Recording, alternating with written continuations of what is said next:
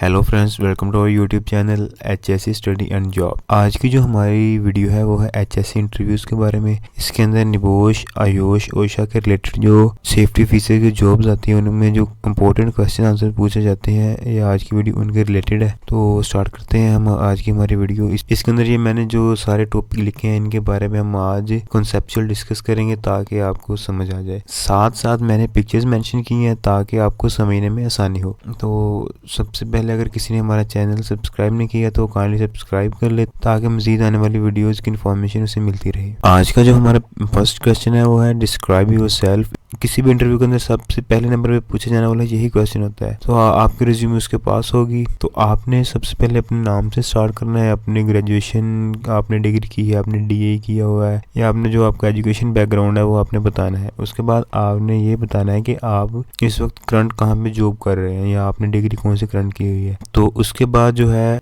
आपने इस जॉब या जो आपने अभी करंट कर रहे हैं उससे पहले आपने क्या क्या कुछ किया हुआ है। आपने कहीं कहीं पे जॉब की हुई है, आपने उससे पहले कहीं पे कोई इंटर्नशिप की हुई है, आपने कोई कौन कौन से इंडस्ट्रीज के अंदर काम किया हुआ है उसके बारे में आपने बताना होता है। थर्ड ये होता है कि आप जिस इंडस्ट्री के अंदर जा रहे हैं, जो आपकी हायरिंग कर रहे हैं, उनके बारे में कि आप उनको किस तरह बेनिफिट दे सकते हैं, इसके बारे में उन्हें एक्सप्लेन करना होता है। तो हमारा नेक्स्ट क्वेश्चन है फर्स्ट एड के बारे में। फर्स्ट एड के बारे में मोस्टली पूछा जाता है फर्स्ट एड क्या होती है। फर्स्ट एड एक जिसे हम इब्तदाई तिब्बी इमदाद भी कहते हैं ना। तो इसके अंदर जो है कि अगर कोई पर्सन इंजर्ड हो जाए तो उसे हम मेडिकल सेंटर तक पहुंचाने से पहले जो हम उसकी हेल्प करते हैं वो फर्स्ट एड होगी। ये देखिए, हम यहाँ पे रीड करते हैं कि immediate help to a person who got injured from any accident. अगर कोई बंदा किसी एक्सीडेंट से इंजर्ड हो गया है तो उसे मेडिकल सेंटर तक एडमिट होने से पहले जो हम उसकी हेल्प करते हैं। इसके अंदर फर्स्ट एड किट होती है। फर्स्ट एड किट के अंदर ये आपके सामने देख लें क्या क्या चीज़ें होती हैं, इसके बारे में भी कभी कभी पूछ लेते हैं। तो इसके अंदर आपने बैंडेजेस होती हैं, सीजर्स होती हैं, ग्लव्स होते हैं and other all things mentioned in this. आगे जो हमारा नेक्स्ट क्वेश्चन है वो है टैंडम लिफ्टिंग। टैंडम लिफ्टिंग क्या होती है? इसके बारे में अगर मैं बताऊं तो कंसेप्चुअल, अगर हमने कोई ऐसा ऑब्जेक्ट है जिसे हमने 2 क्रेनों से एक ऑब्जेक्ट को उठाना हो तो वो टैंडम लिफ्टिंग के अंदर आएगा। अगर मिसाल के तौर पर जिस तरह मैंने पिक्चर मेंशन की इसी तरह के 2 ऑब्जेक्ट हमने एक क्रेन से ही उठाए हैं तो वो भी टैंडम लिफ्टिंग के अंदर आएगा, क्योंकि ये क्रिटिकल टाइप ऑफ लिफ्टिंग है। इसके बारे में हम रीड करते हैं कि tandem lifting is a critical type of lifting one object by 2 cranes. ठीक हो गया। और a crane hosting 2 container separates at a same time, यानी कि 2 चीज़ों को, 2 कंटेनर्स को उसने एट अ टाइम उठाया हो तो वो भी टैंडम लिफ्टिंग के अंदर आता है। ये मोस्टली क्वेश्चन पूछा जाता है। उसके बाद आता है कि फायर सेपरेट वेज। फायर किन तरीकों से फैलती है? तो इसके अंदर मोस्टली 3 ही है, कन्वेक्शन है, कंडक्शन है, रेडिएशन है। कन्वेक्शन के थ्रू फैल सकती है, कंडक्शन के थ्रू फैल सकती है या रेडिएशन के थ्रू फैल सकती है। बस आपने इसके बारे में यही बता दें, डिटेल के अंदर जाने की ज़रूरत नहीं है। तो इसके बाद हमारा नेक्स्ट क्वेश्चन है फायर एक्सटिंग्विशर्स क्या होते हैं? फायर एक्सटिंग्विशर जो होते हैं ये फायर को कंट्रोल करने के लिए इस्तेमाल किए जाते हैं। ये एक इमीडिएट हेल्प होती है अगर कहीं पे कोई फायर लग जाए तो उसके लिए। इसके बारे में हम पढ़ते हैं कि fire extinguisher is a device that used to control fire. Fire extinguishers can help us to remove the fire. ये हमें फायर को रिमूव करने में हेल्प करते हैं। इसके अंदर वो अगर पूछे तो इसके टाइप्स कौन कौन सी हैं, तो इसके अंदर इसके डिफरेंट टाइप्स हैं। वाटर टाइप भी होते हैं, ये फोम टाइप फायर एक्सटिंग्विशर्स भी होते हैं, आगे ड्राई केमिकल में भी आते हैं और कार्बन डाइऑक्साइड फायर एक्सटिंग्विशर्स भी होते हैं। फायर एक्सटिंग्विशर्स के बारे में डिटेल्ड वीडियो हमारे यूट्यूब चैनल पर पड़ी है, अगर आपने नहीं देखी तो वो ज़रूर विजिट कीजिएगा, उसके बारे में भी आपको काफ़ी हेल्प होगी। आगे है कि एक्सीडेंट और इंसिडेंट में क्या डिफरेंस। एक्सीडेंट जो होता है ना, ये अगर देखा जाए तो ये इसके अंदर जो है पर्सनल इंजरी हो सकती है या प्रॉपर्टी डैमेज हो सकता है। ये सीरियस होता है, ये काफ़ी सीरियस होता है एक्सीडेंट जो होता है। इसके अंदर जो इंसिडेंट होता है ये लेस सीरियस होता है और होता ये भी एक्सीडेंट की तरह का ही है, लेकिन इसके अंदर इंजरी या कोई डैमेज कोई नहीं होता। इसके बारे में हम पढ़ते हैं कि एक्सीडेंट जो होता है unplanned and undesired event that results in personal injury and property damage. इसके अंदर personal injury and property damage होता है। इंसिडेंट जो होता है, incident is an unexpected event that does not results in serious injury. इसके अंदर कोई सीरियस इंजरी नहीं होती। इंसिडेंट के अंदर आ जाता है कि जिस तरह हम कहते हैं कि ना कोई बंदा बाल साल बच गया एक्सीडेंट से ना, वो चीज़ इंसिडेंट के अंदर आ जाती है। तो हमारा जो नेक्स्ट क्वेश्चन है वो है सेफ्टी साइंस। सेफ्टी साइंस किसी भी जगह पे अगर हम वर्किंग कर रहे हैं तो वहाँ पे बहुत ज़रूरी होते हैं। सेफ्टी साइंस के अंदर बहुत सारे साइंस आ जाते हैं, इनके आगे मैंने इनके लोगो भी मेंशन किए हुए हैं, आप देख सकते हैं। इनमें सेफ्टी साइंस के अंदर कौन कौन से साइंस होते हैं, ये प्रोहिबिशन साइन होता है, मैंडेटरी साइन होता है, वार्निंग के साइंस होते हैं, इमरजेंसी के साइंस होते हैं, फायर सेफ्टी के साइंस होते हैं, डेंजर सेफ्टी के और नो स्मोकिंग वगैरह के साइंस होते हैं। डेंजर जो साइन होता है वो आपके लिए होता है कि यहाँ पे ख़तरा है, और जो है कि कुछ जगह ऐसी होते हैं जहाँ पे हर बंदे की एंट्री अलाउ नहीं होती, तो वहाँ पे लिखा जाता है कि अनऑथोराइज्ड पर्सन जो होते हैं उन्हें एक्सेस नहीं है वहाँ पे। कुछ जगह ऐसी होती है जिस तरह कि अगर हम किसी रिफाइनरी में हैं तो वहाँ पे स्मोकिंग अलाउ नहीं होती, तो वहाँ पे मोस्टली जिस तरह नो स्मोकिंग का साइन हो सकता है, इसके अंदर ये चीज़ें आ जाएंगी। और हमारा जो नेक्स्ट क्वेश्चन है वो है कि PDCA साइकिल क्या होता है। PDCA साइकिल जो होता है ये कंटिन्यूअस लूप ऑफ प्लानिंग होता है। इसके अंदर इसका जो मेन पर्पस होता है, अगर हमारे पास कोई भी प्रॉब्लम है तो उसको हमने सिंपल और इफेक्टिव तरीके से सॉल्व करने के लिए हमें PDCA साइकिल की हेल्प लेनी पड़ती है। PDCA साइकिल के अंदर क्या होता है कि P से प्लान, सबसे पहले हमने प्लान करना होता है, उसके बाद उसे डू करना होता है, उसके बाद हमने उसे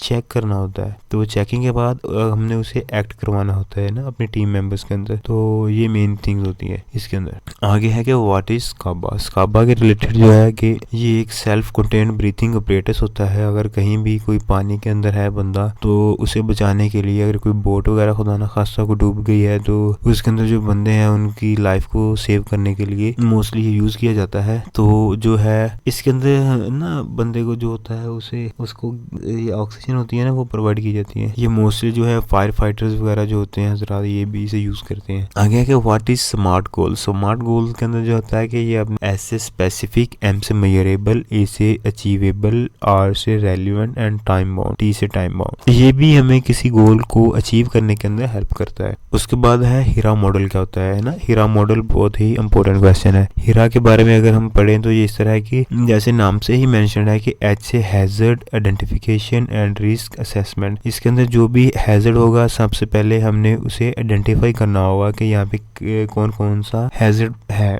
कौन कौन सा हैजर्ड अकर हो सकता है ना। तो उसके बाद है कि हमने उसका जो हैजर्ड का रिस्क है कि ये जो हैजर्ड है ये हमें किस हद तक सीवियर है, ये कितना खतरनाक साबित हो सकता है, इससे कौन सी इंजरीज हो सकती हैं, कौन सी पर्सनल इंजरीज हो सकती हैं, इसका कितना रिस्क है। पहले हमने उसको रिस्क, फिर उसकी असेसमेंट करनी होती है ना, हमने उसकी रिस्क की असेसमेंट करनी होती है हीरा के अंदर। हीरा मॉडल जो होता है hazard identification and risk assessment, hazard कौन सा है और उसका हमें डैमेज कितना हो सकता है, उसकी असेसमेंट करनी होती है हीरा मॉडल में। उसके बाद हमारा नेक्स्ट क्वेश्चन है कि ऑडिट एंड इंस्पेक्शन के अंदर क्या फ़र्क है। इसके अंदर जो है आ जाता है कि इंस्पेक्शन के अंदर कोई ऐसी चीज़ जो हमने वहाँ पे करनी हो, कोई काम करना हो, वो चीज़ इंस्पेक्शन के अंदर आ जाती है। और जो ऑडिट है ना, ऑडिट है कि उस जो हमने काम करना है उसको बार बार अगेन एंड अगेन चेक करना है कि क्या वो काम जो हमने एक रूल बनाया है कि क्या उसी के तहत ही हो रहा है, उसके अंदर कोई फेलियर्स वगैरह तो नहीं आ रहे।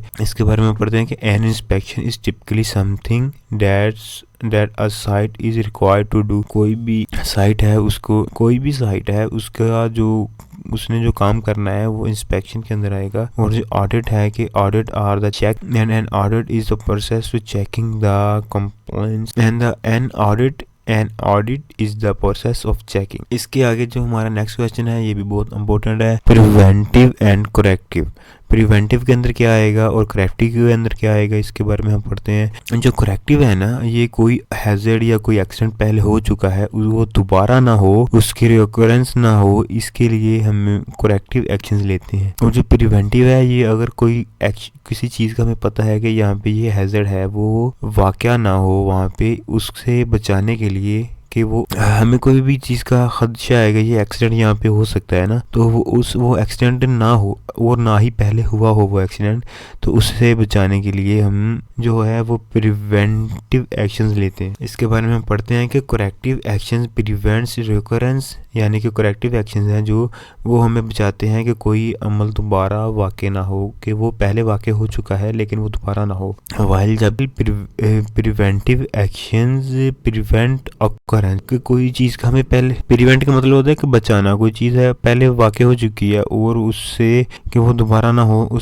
ये उससे बचाने के लिए होता है ना। तो हमारा नेक्स्ट क्वेश्चन है कि हैज़र्ड क्या होता है। हैज़र्ड का इतना क्वेश्चन पूछा जाता है, इतना इंपॉर्टेंट क्वेश्चन है। हैज़र्ड के अंदर क्या आएगा कि something which has a potential to do a cause harm. कोई भी चीज़ कहीं भी पड़ी है कि जो हमें नुकसान पहुंचा सकती है, वो हैज़र्ड पड़ा हुआ है वो। इसका एक शॉर्ट डेफिनेशन भी है। शॉर्ट डेफिनेशन के अंदर आता है कि लाइक्लीहुड मल्टीप्लाई कॉन्सिक्वेंसेस। इसके बाद आता है कि आइसबर्ग मॉडल। आइसबर्ग मॉडल ये बड़ा कंसेप्चुअल सा है, ये आपको समझना पड़ेगा कि जिस तरह अगर एक बंदा है वो एक फैक्ट्री के अंदर काम कर रहा है ना, तो अगर वो उसे वहाँ पे कोई इंजरी हो गई है तो उसके बारे में जो वहाँ के मैनेजर्स हैं या वहाँ का जो हाई अथॉरिटीज है ना, उनको तो यही समझ आएगा ना कि डायरेक्ट उसके ऊपर अगर कोई बंदा इंजर हो गया है तो उसकी पर्सनल इमरजेंसी का जो उन्होंने रिस्पॉन्स दिया तो उसके ऊपर जो अखराजात आए, मेडिकल जो उसका हुआ उसके ऊपर जो अखराजात आए, और जो उस बीमार बंदे को पे देनी पड़ी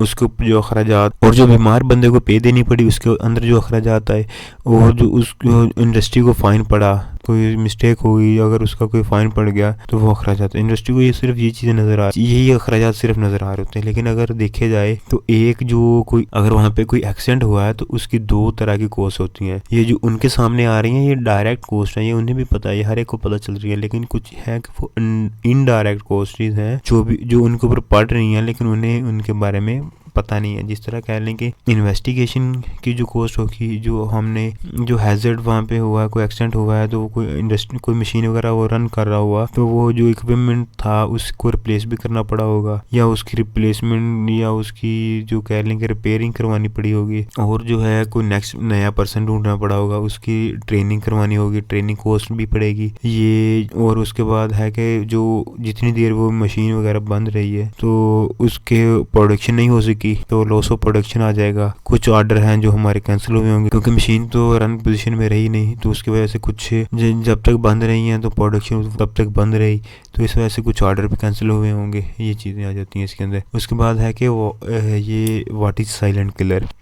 इसके अंदर जो है कि देखें ना कि carbon monoxide is a silent killer. ये सिंपल सा क्वेश्चन है और इसका सिंपल सा आंसर है, carbon monoxide is a silent killer. अगर इसके बारे में पूछता है कि ये क्यों है, कि इसकी वजह क्यों है, कि हम इसे क्यों कहते हैं साइलेंट किलर, उसके बारे में आगे ये देखें कि उसे बताना हो इसका आंसर, तो उसे कहते हैं कि सर कि हम ना तो इसे देख सकते हैं, ना हम इसे स्मेल कर सकते हैं, और ना ही हम इसे सुन सकते हैं। हाँ, इसे बचने का एक ही हल है कि हम इसे स्टॉप कर सकते हैं, लेकिन इसका हमें पता नहीं चलता। तो इसे चेक करने के लिए मोस्टली डिफरेंट टाइप्स के जो है ना इंस्ट्रूमेंट्स होते हैं जो इसे चेक करते हैं। कहीं पे भी वर्किंग करनी हो सबसे पहले इसे वहाँ पे उनके थ्रू चेक किया जाता है। आगे आ जाता है कि असेंबली पॉइंट क्या होता है। असेंबली पॉइंट के बारे में कि अगर किसी भी इंडस्ट्री के अंदर ना कोई एक ऐसी जगह कोई स्पेसिफिक होती है जहाँ पे अगर कहीं उस इंडस्ट्री के अंदर कोई एक्सीडेंट हो जाए ना, तो कोई अगर मिसाल के तौर पर वहाँ पे कोई फायर का हो गया है,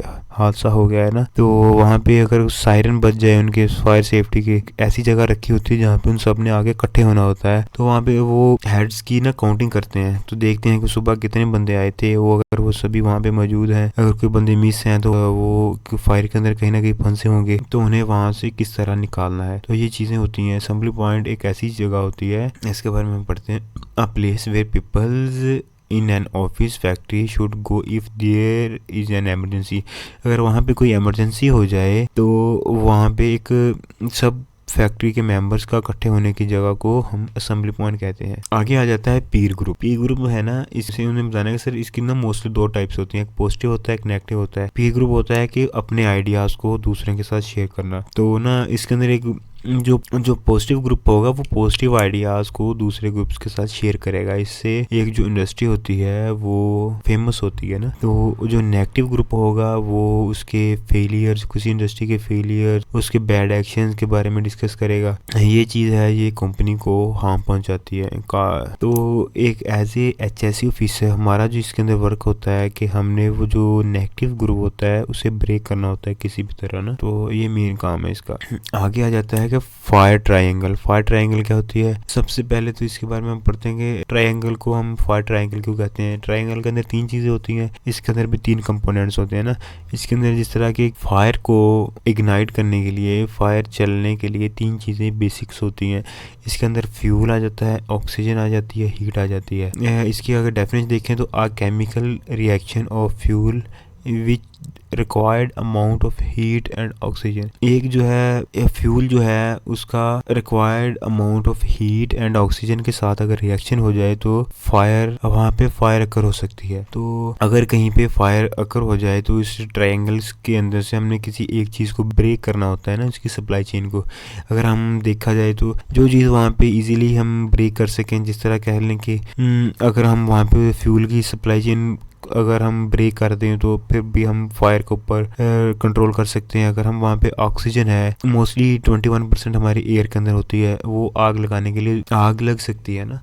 तो हम अगर ऑक्सीजन की रेशो को कम कर दें तो तब भी हम फायर के ऊपर कंट्रोल कर सकते हैं। अगर जो वहाँ पे हीट है अगर हम उसे कूलिंग के अंदर चेंज कर दें, तब्दील कर दें, तो फिर भी हम आग के ऊपर कंट्रोल कर सकते हैं। इसके अंदर देखा जाए तो फ्यूल कितने किस्म का होता है। फ्यूल के अंदर सॉलिड्स भी हो सकता है, लिक्विड किस्म का भी हो सकता है, गैसेस भी हो सकती हैं। जो सॉलिड्स है उसके अंदर आ जाएगा कि coal, wood, paper, leather, plastic, sugar, grain, ये सब चीज़ें हैं, ये सॉलिड के अंदर आ जाती हैं फ्यूल के अंदर। इनको भी ना आग लग जाती है तो ये सॉलिड फ्यूल के अंदर आएगा। जो लिक्विड है, लिक्विड के अंदर आ जाता है कि गैसोलीन हो गया, अल्कोहल हो गया, पेंट हो गया, ऑलिव ऑयल हो गया, ये सब चीज़ें लिक्विड फ्यूल के अंदर आती हैं। तो आगे गैसेस हैं, नेचुरल गैसेस, प्रोपेन, हाइड्रोजन और कार्बन मोनोऑक्साइड, ये चीज़ें गैस फ्यूल के अंदर आ जाती हैं। इसके बाद जो हमारा नेक्स्ट क्वेश्चन है वो है कि what is carbolic acid. Carbolic acid क्या होता है? ये बहुत इंपॉर्टेंट क्वेश्चन है। कार्बोलिक एसिड जो होता है ना, ये दरअसल स्नेक्स से बचने के लिए होता है। अगर कहीं पे भी हम वर्किंग कर रहे हैं, वहाँ पे अगर कोई सांप वगैरह आ जाए तो उससे हमने बचने के लिए कार्बोलिक एसिड का इस्तेमाल करते हैं। इसका इस्तेमाल हम क्यों करते हैं इसके बारे में हम जानते हैं। जिस तरह पढ़ते हैं कि द कार्बोलिक एसिड जो है having smell and snake hate the smell, कि कार्बोलिक एसिड एक स्मेल रखता है, इस एक सट्राइट स्मेल है उसकी, जिसे स्नेक जो है पसंद नहीं करता ना। बिकॉज क्योंकि स्नेक की जो स्मेलिंग की पावर होती है ना वो बहुत ज़्यादा होती है। तो जो इसकी स्मेल है वो बिल्कुल सट्राइट है, तो वो इसे हेट करता है, इस वजह से भी वो वहाँ से भाग जाता है। तो दूसरी जो चीज़ है कि ये जो कार्बोलिक एसिड है ना वो ये बहुत क्रोनिक होता है। तो अगर ये हम सांप के ऊपर फेंक दें तो उसकी स्किन को जला देता है। तो बिल्कुल अगर उसकी स्किन जलेगी तो वो वहाँ से निकलेगा तो भागेगा। तो ये चीज़ें जो हैं ये इसके अंदर आ जाती हैं। तो मोस्टली आगे हम कैटेगरीज वाइज जो है इसके बारे में वीडियो जो क्वेश्चन आंसर हैं कैटेगरीज वाइज बनाएंगे ताकि मज़ीद आपको हेल्प हो सके। तो आज की वीडियो यहीं तक ही। अगर हमारी वीडियो अच्छी लगी हो तो काइंडली चैनल को सब्सक्राइब करिएगा ताकि मज़ीद आने वाली वीडियोज़ के रिलेटेड आपको इन्फॉर्मेशन मिलती रहे। ओके, अल्लाह हाफिज़।